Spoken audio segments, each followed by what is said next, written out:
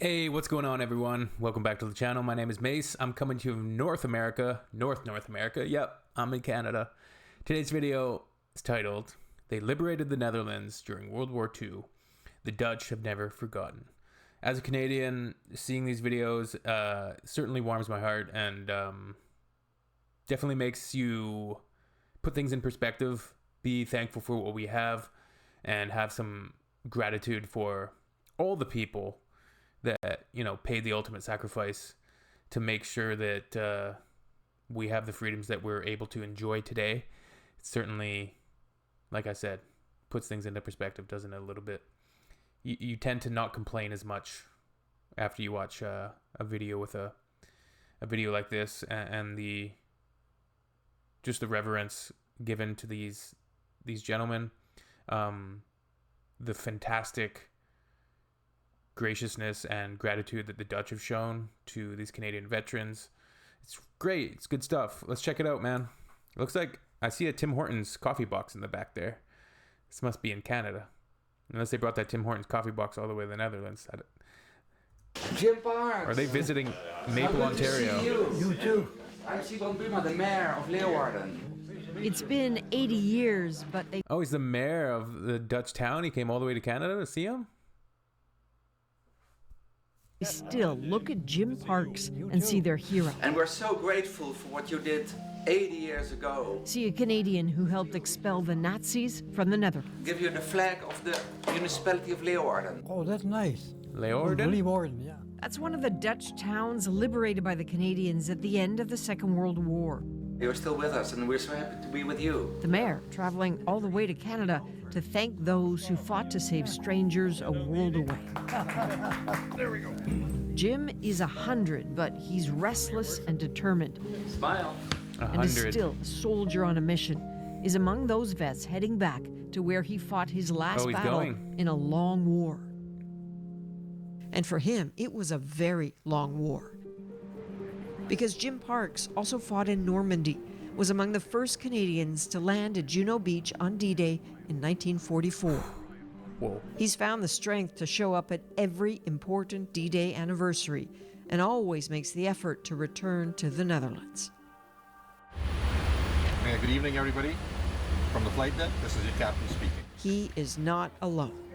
We are honored to have a delegation of 21 Canadian Second World War veterans on board. In a huge operation of logistics and respect, nearly 24 other Canadian vets from the Second World War made their way to Holland this week.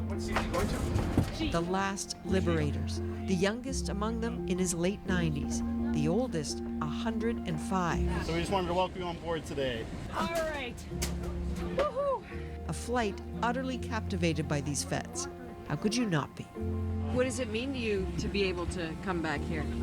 Whenever I come over here, and I've been over a couple of times now, I get choked up as soon as I put my feet on soil. Thank you to our veterans. We are eternally grateful for your service to our country. All of them heading to a nation that has never forgotten what it was like to see the Canadians come to the rescue. Hope they got first class. They were sort of kept in their houses or wherever they're hiding. And then they made sure that the people that were outside were the friends, like the friendly forces. They started to come out. But when they first come out, they're sort of a little bit weary. More than just weary after years of Nazi occupation, they were starving. Yeah. The official daily ration for each person was just 320 calories in the last days of the war. It became known as the Hunger Winter. 320 calories per day. That should put into perspective when I overeat. Like have some restraint. Have some restraint, Mace. New hope comes to Holland with nourishing food. The Canadians became known for not just freeing, but feeding the Dutch. 150 lorries driven by Canadian drivers take the precious commodities to hungry Hollanders. The Canadians were among the first to arrive, and among the first wave of them, the paratroopers, jumping out of planes to land behind enemy lines. Ernie Wiles, at 99, remembers it with horrifying clarity. We're a little bit bewildered, found all our equipment, our guns, and we had bags strapped to our legs with ammunition in it. Doesn't look a day over the same. He looks the same he looked when he jumped from when he parachuted in. And our guns were in there, so as quick as we got to the ground, the Germans were right there. We had to stop them. That's what our job was. Once his paratroop dropped down in September of '44, the mission was clear and terrifying. Blow all the bridges up that we could blow up and stop them, because they all had their tanks and stuff. Because they parachuted in, we were the first ones in there. A spirit of wild fiesta reigns in towns and villages freed by the Canadian drive. There they were to welcome us. The Germans were on the run. Because the Germans were on the run, that means they were hiding everywhere, making for the closest of calls. I was told to go down and check this farmhouse. He said, throw a grenade in first and then go in. So I just went there and I said, no way I'm going to throw any grenade. I opened the doors, a whole family of Dutch. There they were, 5 of them. You can't forget that, you know. Yeah. All right, face it. Your life is a complete mess. Yeah, it's important to listen to our elders and give them space to talk and listen to their stories and support them as best we can, I think. They killed so many of the Dutch people. It was unbelievable. They would just hand their hands and knees to us. You're Canadian. Ernie was hurt in these battles. He got shrapnel in his ankle from a bomb going off as he landed a jump. It was such a vicious wound, his ankle had to be rebuilt when he eventually got home. But getting home at all was extraordinary. 7,600 Canadians didn't. Well, this is me. That's Herbie, and that's Walter. At 104, Edward Stafford has a few tales to tell. He joined up early in the war with his buddies, the names as fresh as the scenes in his head. It was really Herbie that got us into the Horse Guards, because he joined first. So Walter came to me one day and he said, we're not going to let Herbie go by himself, are we? So we decided to hitchhike up to Borden to join the Horse Guards. They fought together through the Italian campaign, then a delay for Ed. He had appendicitis. His friends continued on to Holland. And they had told me that Herbie had been killed. And then I had to go home and face his brother, you know. Yeah, like, these were young men, too. Like, 16 to 20 was basically, like, when you're in your early 20s, you would be like an elder statesman in these battalions. We didn't know what to say to each other, really. And not to mention, I'd grown up with Herbie, you know. We lost a lot of them, too. It's how he was killed, you know. The whole thing was just so stupid. The Herbie he's talking about was Herbie Stitt, crew commander of a tank hit by a bazooka. He survived, but the tank was damaged. They couldn't fire back at the Germans. He got outside under fire. He was out there for about 8 hours. He did everything right. He went back, and the first thing he did was go to the maintenance.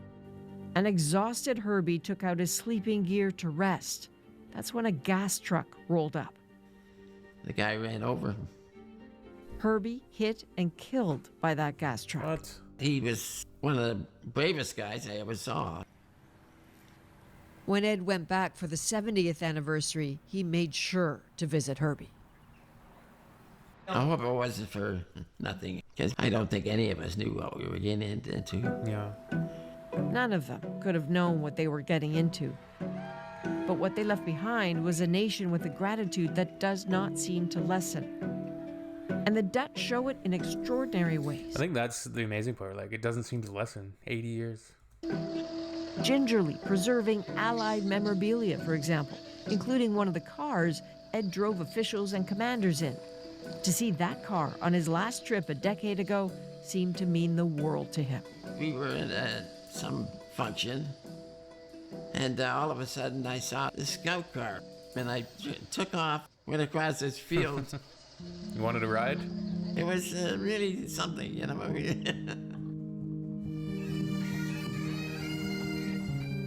When they landed, there were hundreds and hundreds of them there running up to you and grabbing you and Canada, Canada, you know. It was every place you went, Dutch people all were waiting for you.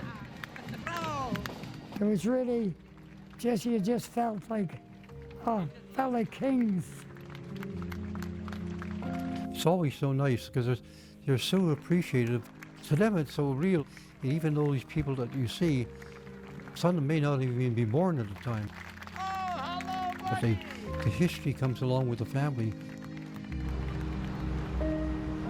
I think probably most have not been born, but that probably only speaks to the Dutch and raising your children to remember and raising their children to remember. Like, wow, isn't that cool? It's a huge effort for these men to make to go all that way to the Netherlands, but there's no doubt the love fuels them. The love.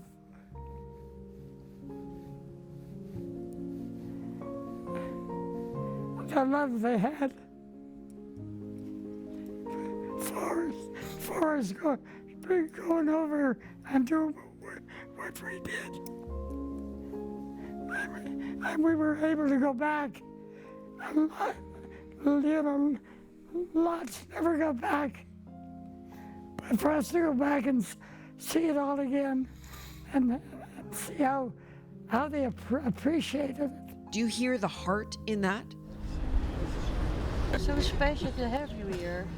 So I'm so proud to come back.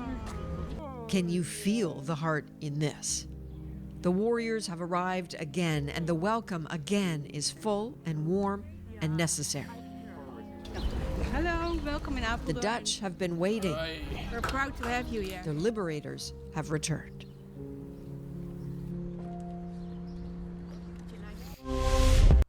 Wow. Good stuff. Great stuff. Beautiful story, certainly. And yeah, seems, yeah, the Dutch will never forget, and that gratitude is so cool. What a cool human story. Love it. All right, see you all on the next one. Have a wonderful day. Cheers. Bye-bye.